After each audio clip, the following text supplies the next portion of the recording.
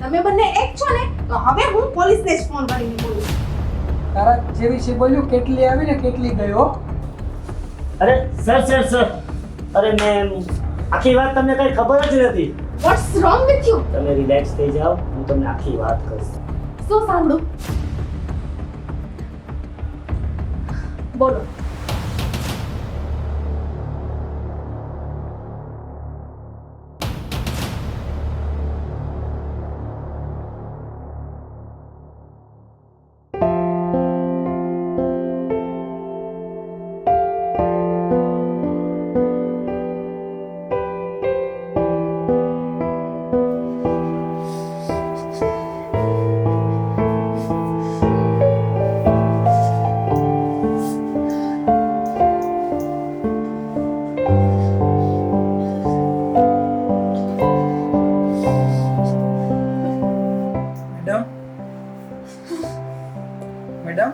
Madam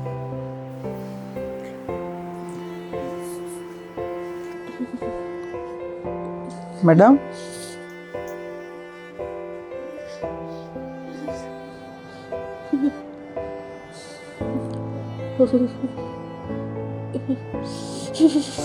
બાપરે, આ મેડમને તો બહુ તાવ લાગે છે યાર.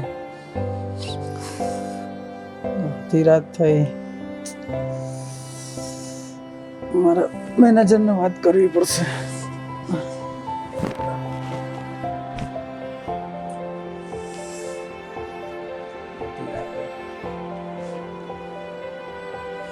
એમને બહુ તાવ છે યાર.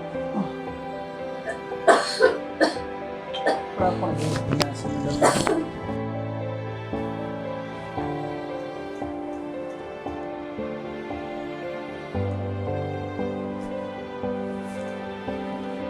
હાલો. હેલો. અરે યાર, અહીંયા કોઈ આજુબાજુમાં હોસ્પિટલ હશે? ડૉક્ટર આવી શકશે કોઈ? કેમ સર? અરે યાર, આ મેડમને બહુ તાવ ચડ્યો છે ને એના કપડાં બી ભીના છે યાર. તો બોલાવી લો ને ડૉક્ટર હોય તો. પણ સર રાત બહુ લેટ થઈ ગઈ છે. અત્યારે કોઈ ડૉક્ટર અને બહાર બહુ જ વરસાદ છે, એના લીધે કોઈ ડૉક્ટર આવશે પણ નહીં.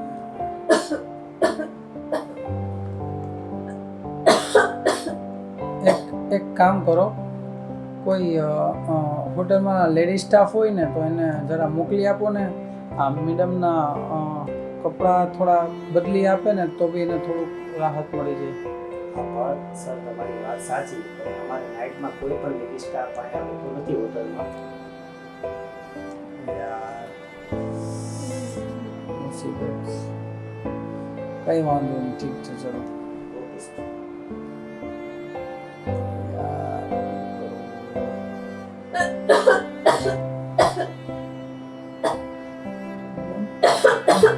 મેડમ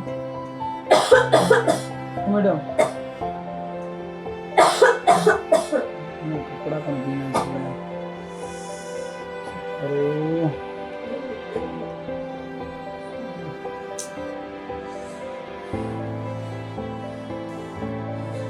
ઠંડી પણ બહુ જોર છે. બાપરે બાપ.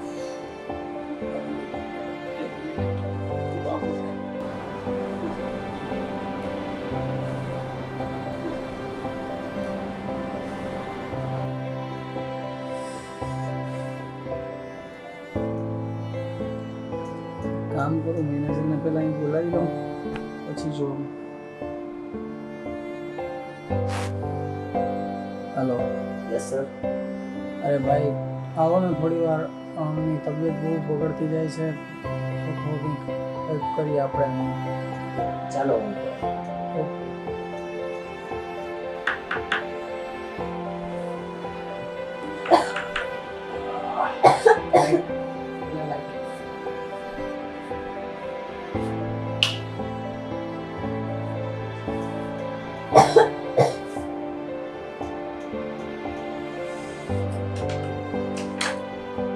સર શું કહું? તબિયત પણ બહુ બગડી ગઈ છે. એક કામ કરો, જો એ વસ્તુમાં તમે હોટલવાળા પરમિશન આપો ને તો. તમે કહો તો ખરા, આપણે શું કરવું જોઈએ? હું છે ને મારા આંખ પર પટ્ટી બાંધી દઉં છું અને તમે અહીં હાજર રહ્યો. તમે પણ તમારું મોઢું ફેરવી જાજો. હું આંખ પર પટ્ટી બાંધીને એમના કપડાં બદલી દઉં. બીજું તો શું કરીએ હવે, આમની તબિયત પણ સર કેમ કરશે હવે સાચી છે, પણ હવે એની તબિયતનું જોવાનું છે ને. સર આ વસ્તુ પોસિબલ નથી. શું કરશો? કરીએ કંઈક, ચલો ને. ઓકે છે.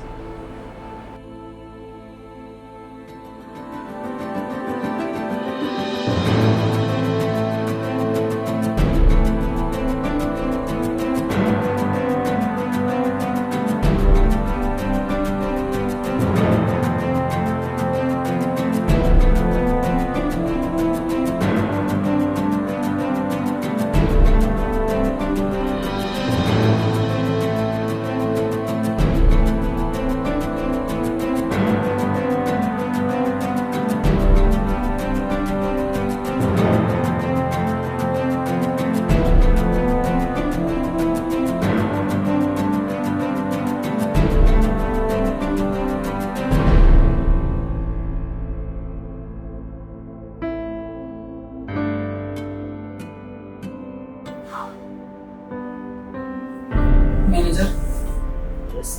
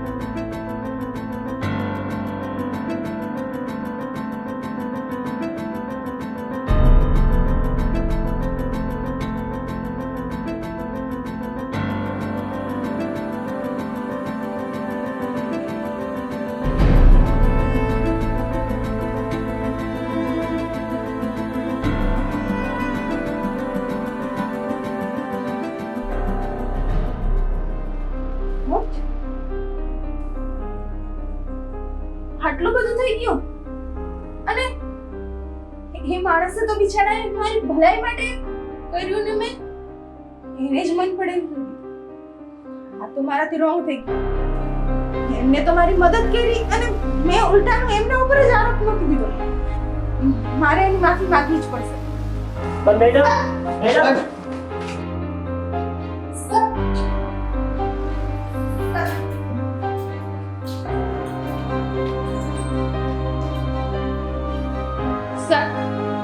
Sir I am really sorry. મને નહોતી ખબર કે તમે રાત્રે મારી હેલ્પ કરી. I am really sorry. બસ બસ મેડમ, તમે બધું બહુ બોલી લીધું અને મેં બધું સાંભળી લીધું. મારે કાંઈ નથી સાંભળવું અને મારે કાંઈ નથી વિચારવું. સર સોરી કહું છું ને સર.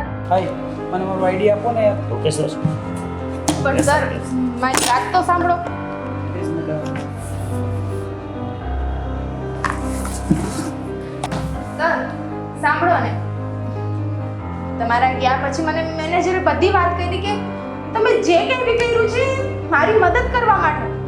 હું અત્યારે અહીંયા સ્વસ્થ ઊભી રહી છું તો હે તમારા કારણે જ. તમે જો રાત્રે મારા કપડાં ચેન્જ ન કર્યા હોત તો શાયદ અત્યારે હું હોસ્પિટલમાં હોત કે નહીં એ પણ ખબર નથી. પ્લીઝ માફ કરી દો ને. મેં તમને જે બી કીધું એના બદલ સોરી પ્લીઝ. આ કહેવાય છે ને કે ગામડાના લોકો છે ને એ બહુ દિલદાર હોય છે. એ માફ પણ કરી દે છે. પ્લીઝ માફ કરી દો ને. મેડમ એક મિનિટ. શું કીધું તમે? ગામડાના લોકો દિલદાર હોય છે એમ? પણ આ તો તમે ઉપર કંઈક એવું કહેતા હતા ને કે ગામડાના લોકોના મન તો મેલા છે ને આમ છે ને તેમ છે. મેડમ હવે તમે મારી વાત સાંભળો.